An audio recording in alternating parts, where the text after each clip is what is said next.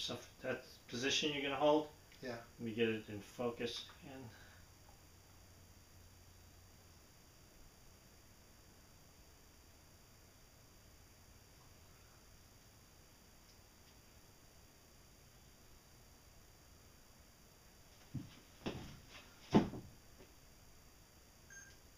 Let me put this one card again.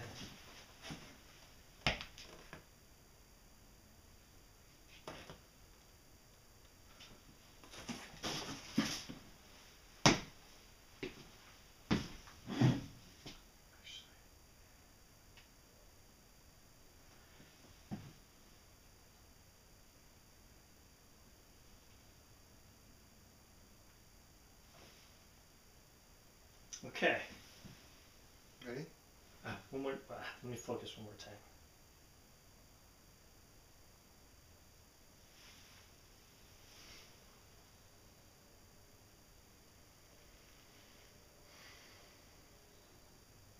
Okay.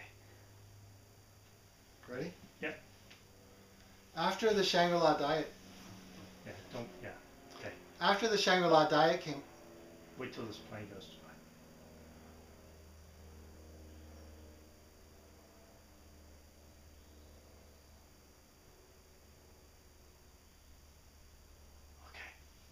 Go ahead.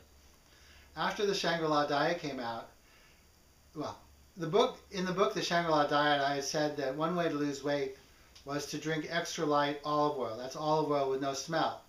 And after the book came out, some people asked me if they could use flaxseed oil instead of the olive oil because they thought flaxseed oil was healthier.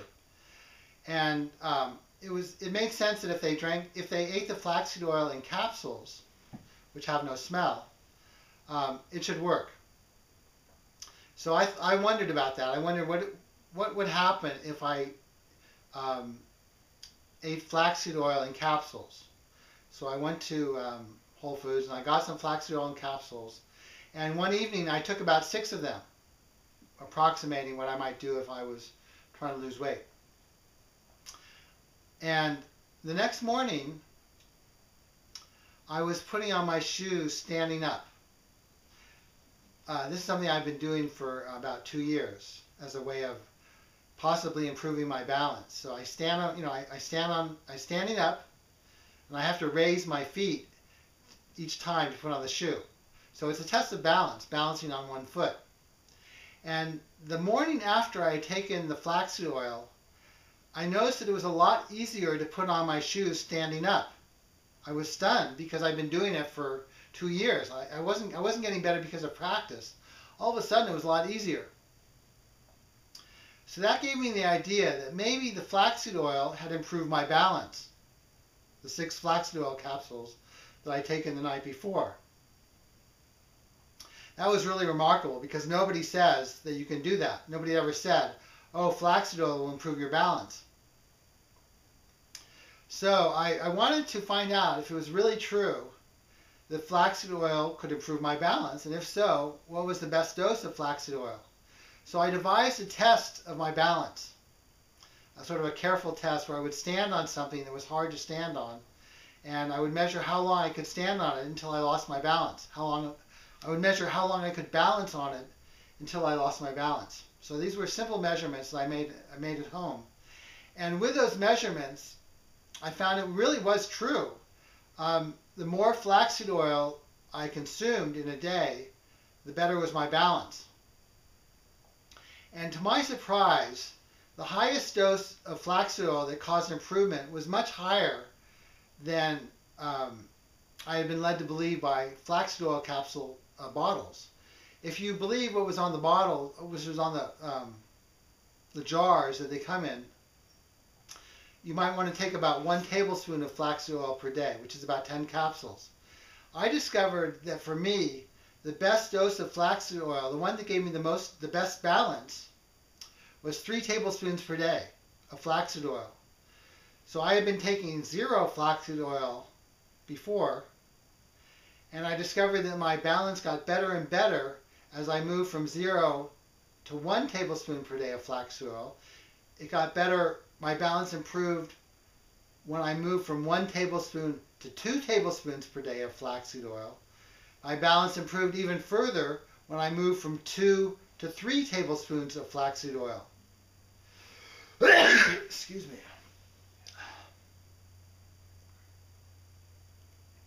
I'll sneeze again, so. Yeah.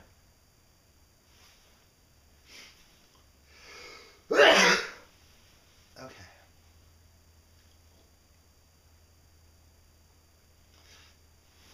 So that was a big surprise that flaxseed oil could have such a positive effect on my balance.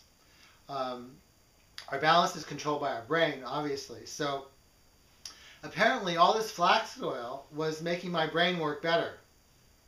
This wasn't a huge surprise because flaxseed oil is high in omega-3, and everybody understands that omega-3 is good for the brain. The novelty to me, what was so new to me, which really impressed me, was that I could be so deficient in this nutrient, that I was so low in this nutrient compared to what was best, that I needed 3 tablespoons of flaxseed oil today. Start from the beginning, yeah. What surprised me, what really impressed me, was I was so low in this necessary nutrient. It wasn't a new idea that flaxseed oil was good for the brain. The new idea was that I was so far from what was ideal. I had been taking 0 flaxseed oil per day. I thought I was getting enough omega-3 from all the fish I ate. Apparently not. It was clear that I had a massive omega-3 deficiency, in the sense that if I ate a massive amount of omega-3, I kept on improving. Only when I got to 3 tablespoons per day of flaxseed oil did more flaxseed oil fail to produce improvement. I was stunned by this, not only because turned out I was so low in omega-3, because I had been eating fish a lot, but also because no one had ever talked about how this was possible, how it was possible that our brains would work much better if we drastically changed what we ate. In other words, everybody had missed the fact that we're all low in omega-3, assuming that I was normal. If we're all low in omega-3, what else are we missing? This suggested that nutrition science was not doing a very good job of figuring out what foods are best for the brain, because it had been way off on omega-3. Conventional nutritional science had done a very bad job of telling the public how much omega-3 they should eat to make their brains work as well as possible. So I became interested in the idea of learning more about what foods make my brain work the best, because it seemed to me that this was an area of ignorance that was not well recognized by most scientists, including nutritional scientists. So I wanted to find out what foods make my brain work the best. And I came to believe this was quite different than what we've been told or what we already think at the moment. How would I do this? My method was to measure my brain function day after day in the hopes that someday it will improve or get worse. My method was to measure my brain function day after day in the hope that at one point it will suddenly get better or it will suddenly get worse. And when that happens, I will figure out what caused it to suddenly get better or suddenly get worse, and that will help me figure out how to make my brain work the best. So if I suddenly get better at my test of brain function, then I can figure out why. What happened to me? What did I do that caused me to suddenly get better? So in other words, I was going to measure my brain function day after day and look for sudden changes. I was going to hope that eventually, someday, there would be a sudden change. And I could figure out what caused the sudden change, and that would tell me something about what would make my brain function better or worse. Hopefully, I would find a sudden change for the better. My brain function would suddenly get better one day, and I could use that information to figure out what foods make my brain work the best. So day after day, I did a brain function test on my laptop. in the beginning, it was an arithmetic test. I would do a simple arithmetic problems on my laptop. I would measure how fast I was. And if I was faster, that was better. So time went by, and I was, just doing the test day after day. And then one day, I was substantially better than usual. And there were about 6 things that were different on that day. 6 things I had done differently than the days before. And I tested each one of them separately. And I discovered that the one that made the difference was butter. If I ate half a stick of butter, I discovered that the one that made the difference was butter. I discovered that if I ate half a stick of butter per day, my arithmetic scores were faster than if I did not eat the butter. In other words, eating the butter made me faster at arithmetic, not eating the butter. It wasn't just a matter of fat, actually. I didn't just eat butter. It wasn't necessarily the fat in the arithmetic. Why did the butter make me faster? It wasn't necessarily the fat. It wasn't as simple as, oh, I'm eating a lot of fat. Because when I started to eat all the butter, I stopped eating a lot of pork fat. So the switch to butter was really a switch from pork fat to butter. And whatever was good about the butter was missing from the pork fat. So the comparison is butter versus pork fat. But in any case, it worked. I ate half a stick of butter day after day. Ever since then, it's been about 2 years. And lo and behold, I became faster at arithmetic exactly when I started eating all this butter every day. And I stayed faster at it all this time. And ever since then, there have been some tests of my conclusion that butter made me faster at arithmetic, and in general made my brain work better. And one was that other people tried it. Some other people ran an experiment where they compared 3 conditions. One condition was eating a lot of butter every day. Another condition was eating a lot of coconut oil every day. Lots of people think that coconut oil is good for your brain. And the third condition was no change. And in that experiment, people who ate the butter every day became faster at arithmetic, and people who ate the coconut oil did not.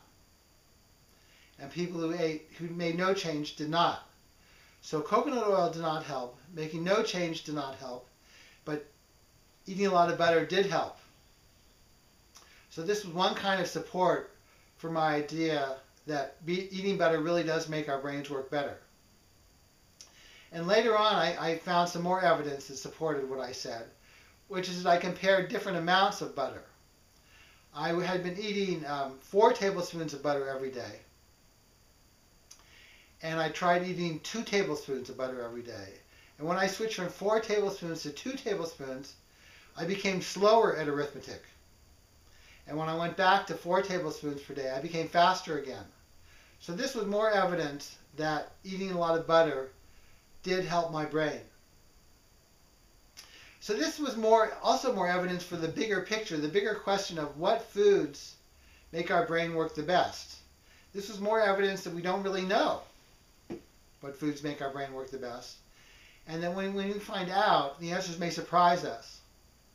No one had previously said that butter will make you smart, but that's what I found.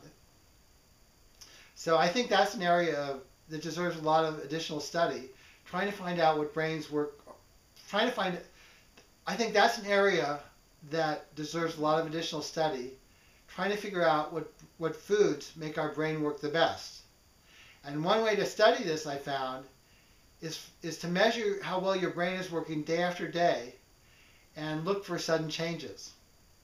So both of these things are new. The idea that we don't really know what foods make our brain work the best, and that we can find out by studying ourselves day after day. So that's another part of my research. Okay. How many minutes has it been now? That was about 15 minutes. Total is probably about 45 minutes. Okay, I have another like 10 minutes. Just continue? Let me take a little break. Take a minute. Yeah. A few minutes. And then we'll be done. Okay. A lot of talking.